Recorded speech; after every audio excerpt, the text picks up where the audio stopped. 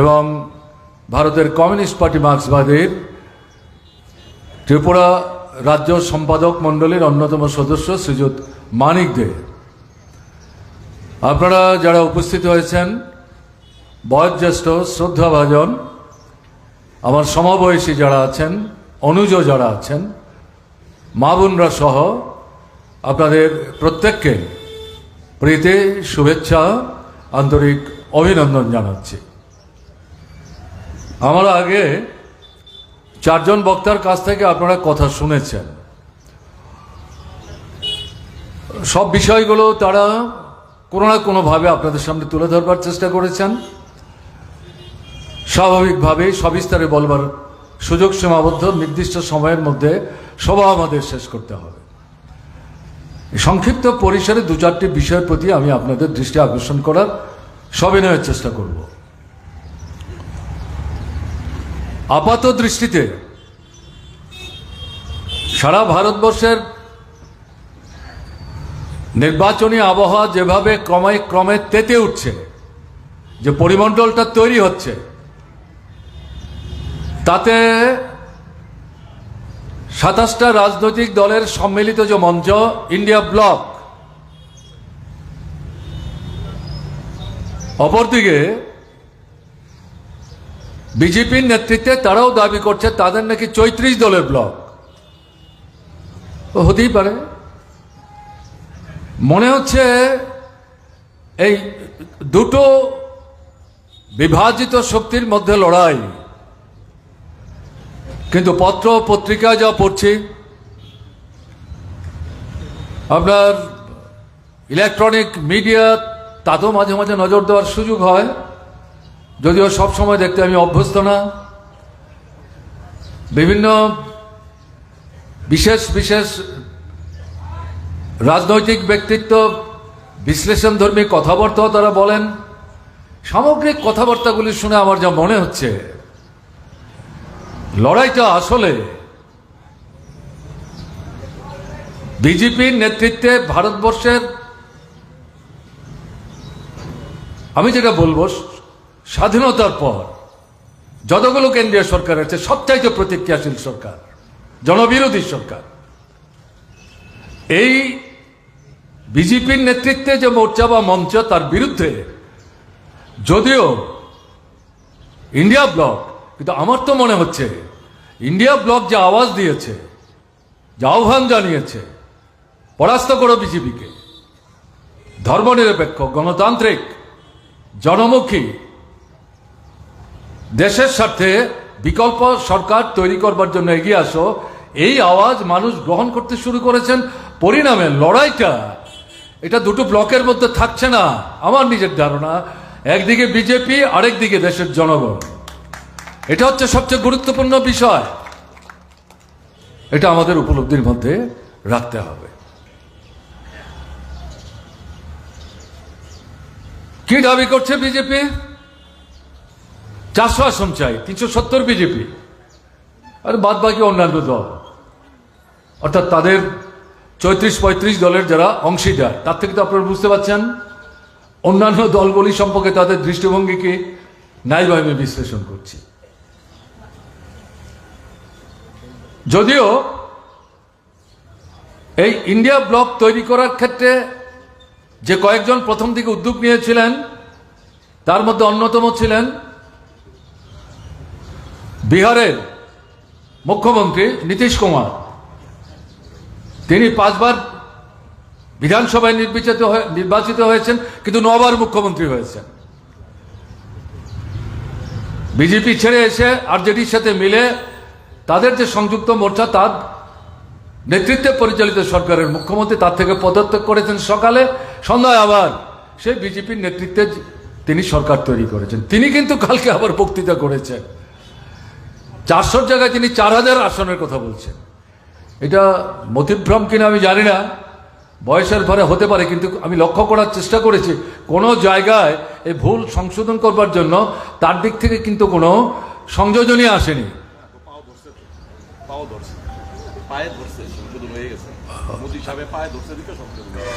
এখন প্রশ্ন যেটা দাঁড়াচ্ছে,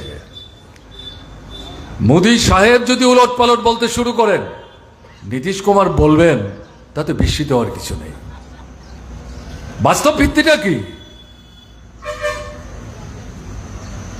মানুষ তার জীবনের তিক্ত অভিজ্ঞতার নিরিখে এদেরকে ক্ষমতাচ্যুত করবার জন্য একটা আহ্বানে সবাই সম্মিলিত হওয়ার চেষ্টা করছে।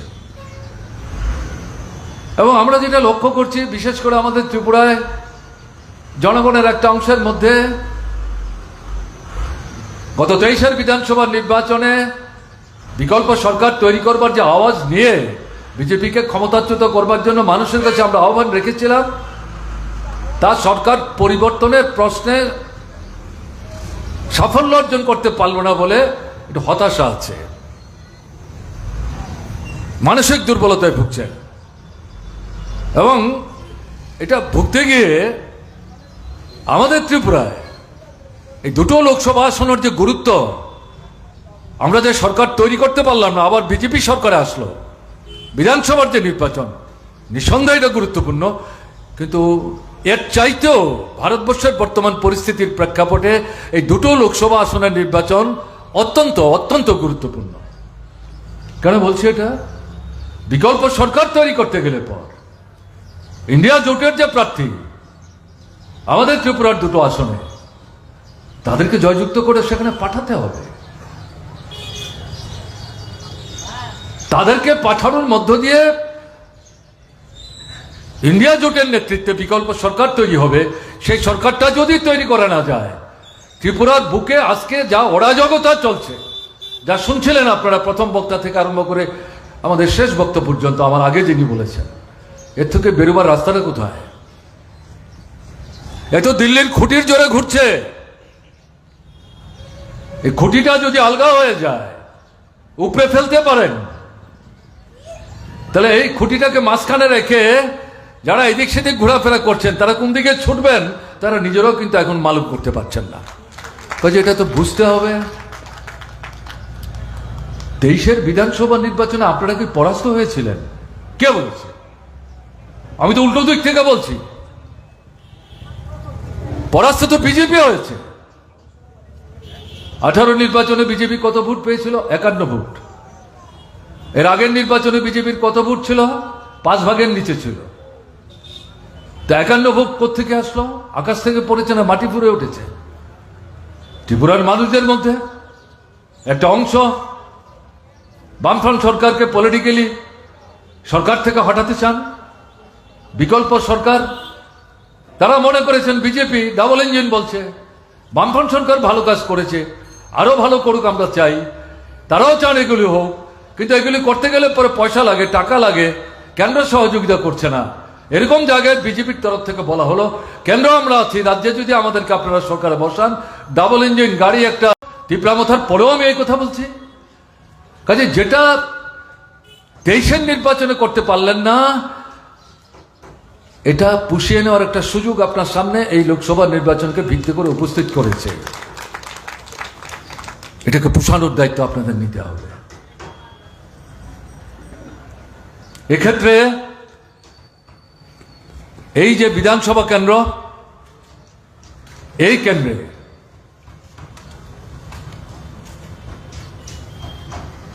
রতন দাসকে কাস্তাহাতরি তারাকা চিহ্নে, আশিস শাহকে হাত চিহ্নে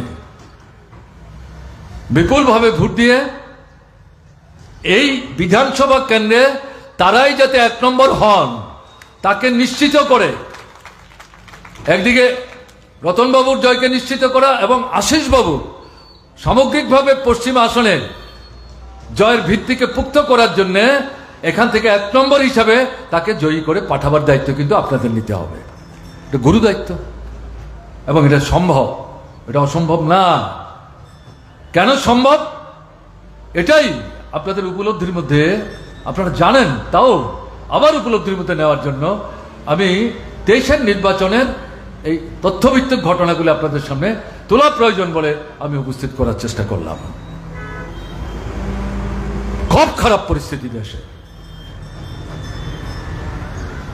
এরা যদি দ্বিতীয়বারের জন্য সরকারে আসে, ভারতবর্ষ ধ্বংস হয়ে যাবে।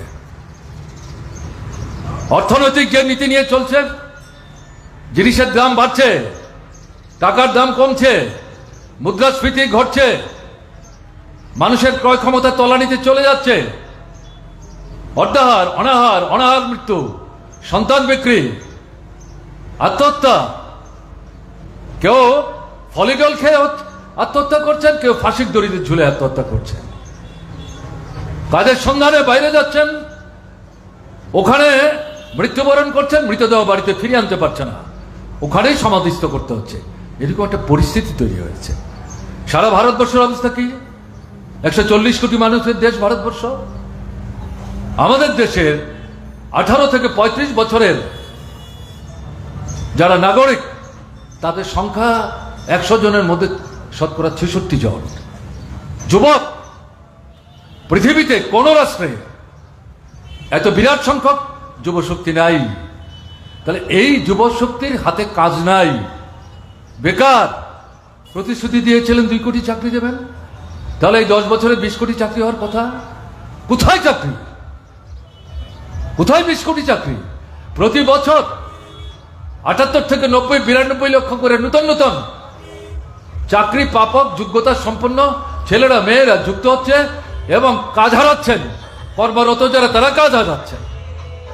তাহলে এই পরিস্থিতিতে আমরা যদি আমাদের যুবকদের কাজের প্রশ্নে একটা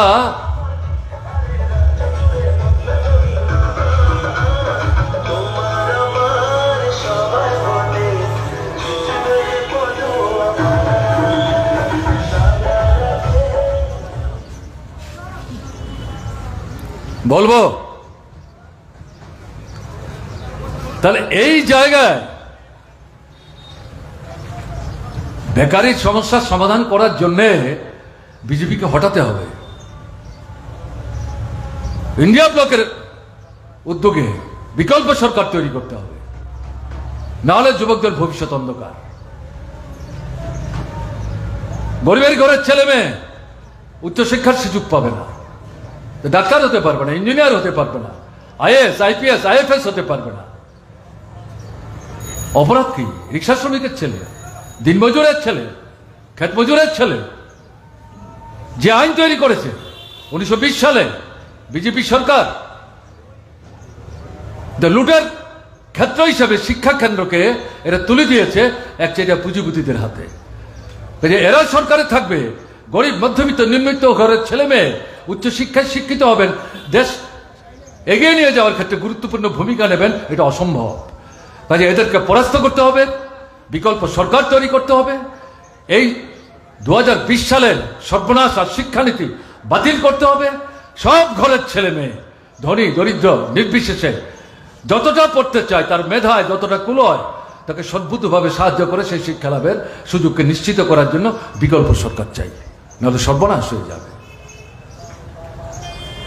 কৃষক আমাদের দেশের অর্থনীতির এখনো সবচেয়ে গুরুত্বপূর্ণ নির্ভরস্থল। 75 থেকে 80% আমাদের সম্পদ ওখান থেকে আসে। সেই কৃষক উৎপাদিত ফসলের ন্যূনতম ন্যায্য মূল্য পাচ্ছেন না। তাদের অধিকার খণ্ডন করার জন্য 3টা কালো আইন তৈরি করেছে, তার বিরুদ্ধে লড়াই হয়েছে। উত্তরপ্রদেশের নির্বাচনের আগে 1 বছর সমানে দিল্লিকে ঘেরাও করে যে লড়াইটা কৃষকরা করছিলেন, ঐতিহাসিক স্বাধীনতার পর পৃথিবীর দেশে দেশে এই আন্দোলন মানুষকে জেগে উঠতে সাহায্য করেছে। ইউরোপ মহাদেশে ভারতবর্ষের কৃষক আন্দোলনের অনুকরণে এইভাবে কৃষকরা সেখানে মধ্যবিত্তদের সাহায্য নিয়ে লড়াই সংগঠিত করছে তাদের রাষ্ট্রের সরকারের বিরুদ্ধে। এই জায়গায় দাঁড়িয়ে কৃষককে তার ফসলের ন্যূনতম ন্যায্য মূল্য, স্বামীনাথন তার মৃত্যুর পর কৃষকদের বিভ্রান্ত করবার জন্য তাদেরকে এখানে ভারতরত্নের পুরস্কার দিচ্ছেন তার কন্যা। এর জন্য ভারত সরকারকে ধন্যবাদ জানিয়ে বলছেন, তার চাইতে বেশি খুশি হতাম আমার বাবা কৃষকদের ফসলের ন্যায্য দাম পাওয়ার জন্য যে ফর্মুলা উপস্থিত করে উৎপাদনের 2.5 ভাগ যাতে তারা পেতে পারেন, তার যদি ব্যবস্থা করতেন, তাহলে আমার বাবা জীবিত থাকলে আপনাদের এই যে মানে ভারতের রত্নের যে পুরস্কার দিচ্ছেন তার চাইতে বেশি তিনি খুশি হতে পারতেন।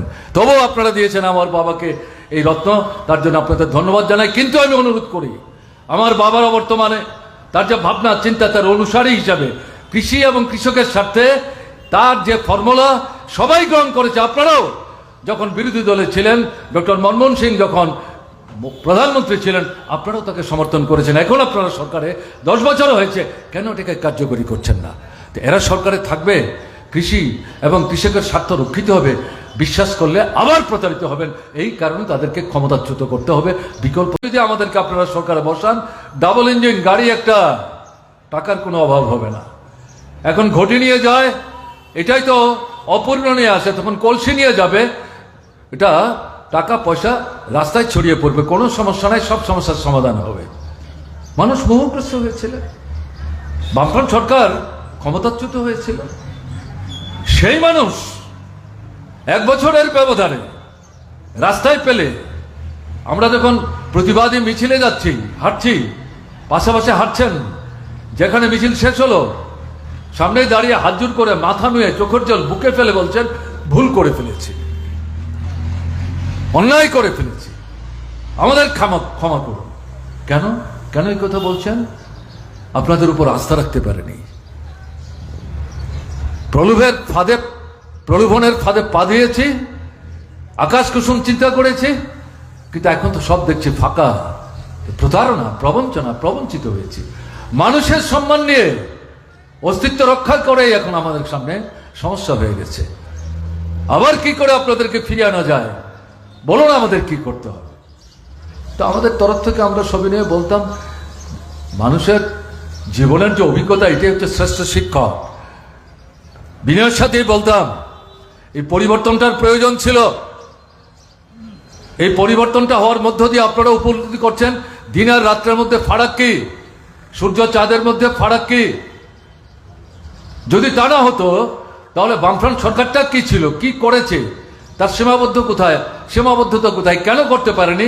আজকে যেভাবে আপনি বুঝছেন, সরকারটা থাকলে সেটা বোঝানো যেত না। আমরা যে বুঝাবার চেষ্টা নেইনি ঘটনা তা না, কিন্তু আপনাদের উপলব্ধির মধ্যে সবটা নিয়ে যেতে পারেনি। তো যাই হোক, সেই অভিজ্ঞতার ভিত্তিতে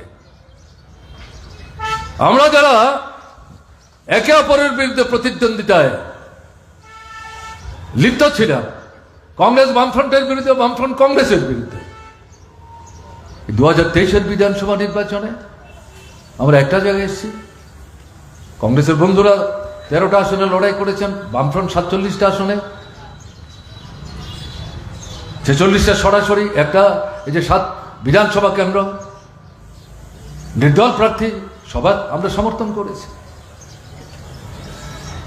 আহ্বান কি, যে ভুল হয়ে গেছে, শিক্ষা পেয়েছেন, অভিজ্ঞতা অর্জন করেছেন, তার থেকে বেরিয়ে আসতে চাইছেন। বেরিয়ে আসতে গেলে পর সাহসে ভর করে, কারণ পঞ্চায়েতের ভোট হয়নি, নগরের ভোট হয়নি, লোকসভার ভোট হয়নি, উপজাতি এলাকা স্বশাসিত জেলা পরিষদের ভোট বিরাট অংশ হয়নি, কিন্তু 23-এর নির্বাচন আপনার নিজের ভোট নিজেকে দিতে হবে, সাহস করে ঐক্যবদ্ধভাবে বেরিয়ে আসুন, ভোট দিন, সরকার পাল্টান, আপনাদের পছন্দের সরকার আপনারা প্রতিষ্ঠিত করবার চেষ্টা করুন। আমরা বামফ্রন্ট সরকার তৈরি করার স্লোগান দেয়নি সেদিন, কারণ আমরা জানি আমাদের সঙ্গে কংগ্রেসের বন্ধুরা আছেন। আর তখন পর্যন্ত বাধ্যত বামফ্রন্ট কংগ্রেসের সঙ্গে তীব্রমথা বিজেপি বিরোধী কৌশলী অবস্থান নিয়ে মুখে আলখাল্লা পড়ে ভেতরে ভেতরে কংগ্রেসের সঙ্গে বিজেপির সঙ্গে যে সমঝোতা করছে, বিশ্বাসঘাতকতা করবার প্রস্তুতি নিচ্ছে, সেটা তো তখন আমরা মালুম করতে পারিনি। এই পরিস্থিতির প্রেক্ষাপটে আমরা কিন্তু বামফ্রন্ট সরকারই তৈরি করার জন্য ভোট, এই কথা কিন্তু আমরা বলিনি। যারা সচেতনভাবে আমাদের কথা সেদিন শুনবার চেষ্টা করেছেন, আপনারা দেখেছেন। তো সেই জায়গায় দাঁড়িয়ে শেষ পর্যন্ত যেটা দেখা গেল, তীব্রমতা আলাদা দাঁড়ালো। কংগ্রেস বামফ্রন্ট একসাথে আমরা লড়াই করলাম, ভোট হলো। তাতে কি দেখা গেল, বিজেপি কতটা ভোট পেয়েছে? 39টা ভোট পেয়েছে, 51 থেকে 39, 44 থেকে 32, 31, 32। তাহলে ভোটটা কি করে কমলো? কেন কমলো? যারা 18-তে ভোট দিয়েছিলেন ডাবল ইঞ্জিনের সরকার আসলে আমাদের অনেক অপরিত প্রত্যাশা পূরণ হবে, জীবনের তিক্ত অভিজ্ঞতা থেকে মুক্ত হয়ে তাদেরই একটা উল্লেখযোগ্য অংশ তাদেরকে ভোটটা দিয়ে বাইরে বেরিয়ে এসছেন। এবং আপনাদের কাছে এটা পরিষ্কার করে যেটা বলতে চাই যে 7 নম্বর বিধানসভা কেন্দ্রের উপনির্বাচন, এখানকার বিধায়ক প্রয়াত হয়েছেন, আমি তার স্মৃতি শ্রদ্ধার সাথে স্মরণ করছি, তার পরিবার পরিজনদের প্রতি সমবেদনাও জানাচ্ছি। কিন্তু সাথে এই যে বিধানসভা নির্বাচন, আমাদের যে নিরপেক্ষ প্রার্থী মাত্র 900 ভোটে পরাজিত হয়েছে।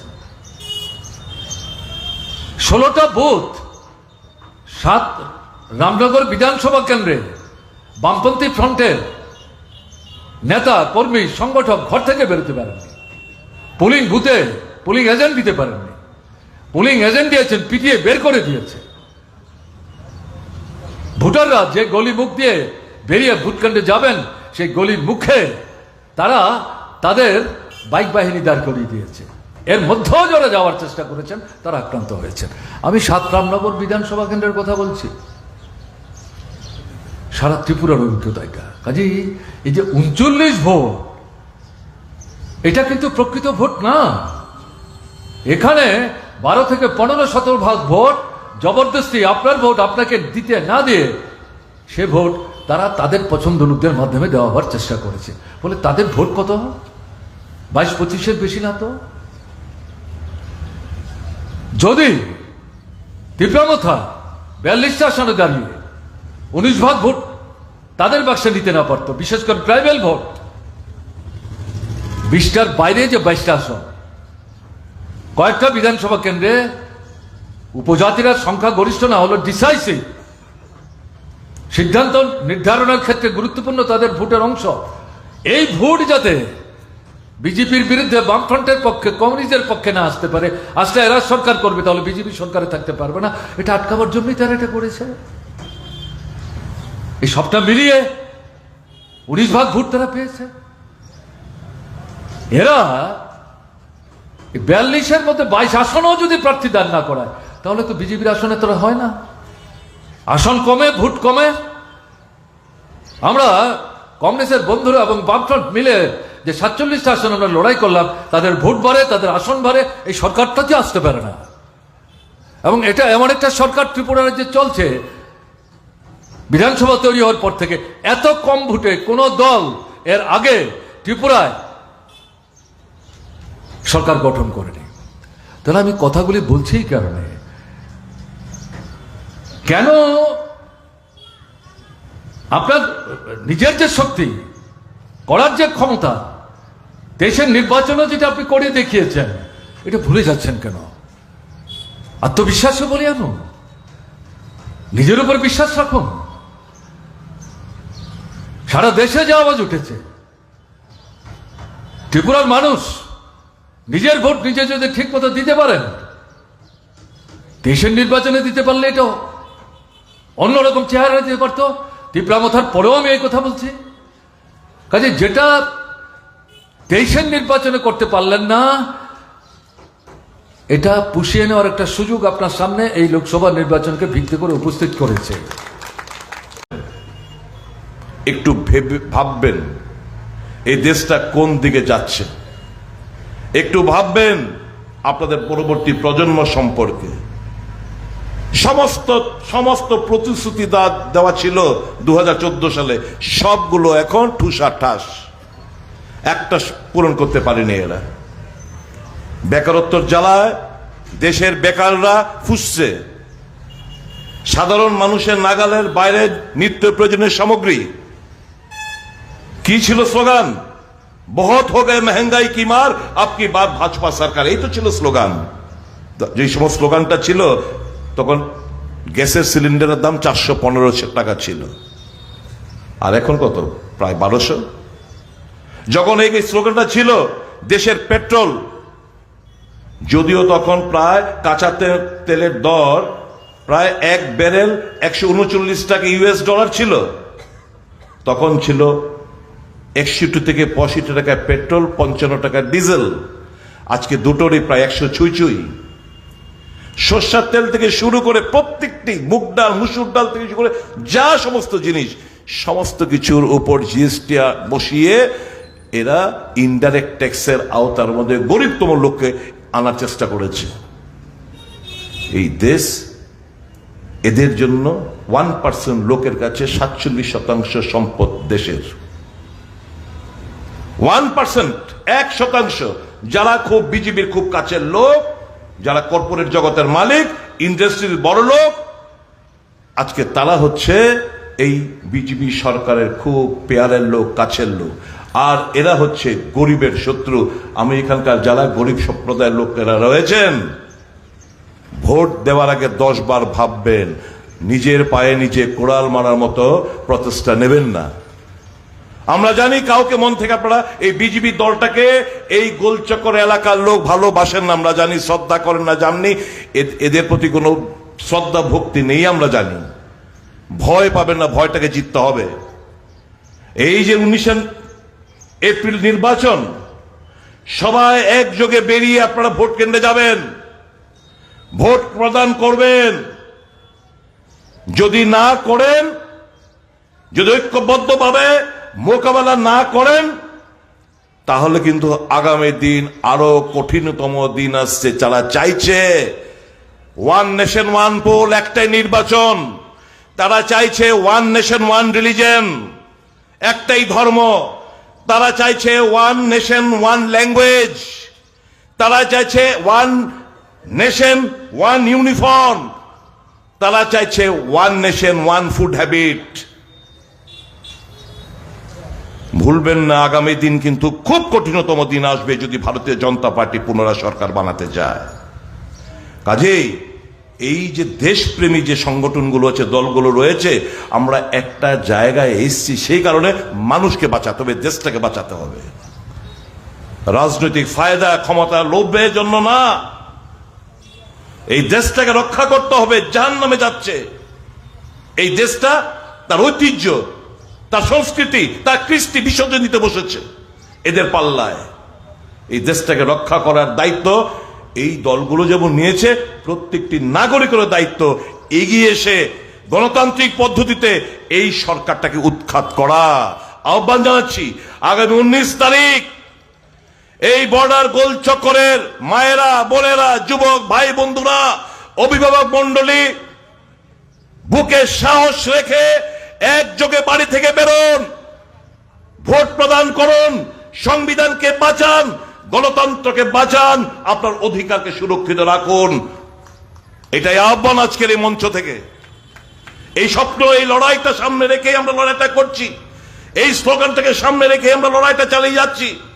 আমার বিশ্বাস আগামী দিন এই উপনির্বাচনে 7 রামনগর বিধানসভা কেন্দ্রে যিনি প্রার্থী কমরেড রতন দাসকে কাস্তে হাতুড়ির তারকা চিহ্নে ভোট দিয়ে বিপুল ভোটে আপনারা জয়লাভ করাবেন, এবং আমাদের লোকসভা কেন্দ্রের এই কেন্দ্রের প্রার্থী সজ্জন ব্যক্তি আশিস কুমার সাহাকে হাত প্রতীক চিহ্নে ভোট দিয়ে বিপুল ভোটে আপনারা জয়যুক্ত করাবেন। এই আবেদনটুকু রেখে আপনার সকলকে আমার অনেক অনেক সংগ্রামী নমস্কার জানিয়ে আমি আলোচনা শেষ করছি, এবং যার কথা বলার জন্য আপনারা বসে রয়েছেন উনাকে আহ্বান জানাচ্ছি, উনি এসে উনার মূল্যবান বক্তব্যটুকু রাখুন। সবাই ভালো থাকবেন, সুস্থ থাকবেন।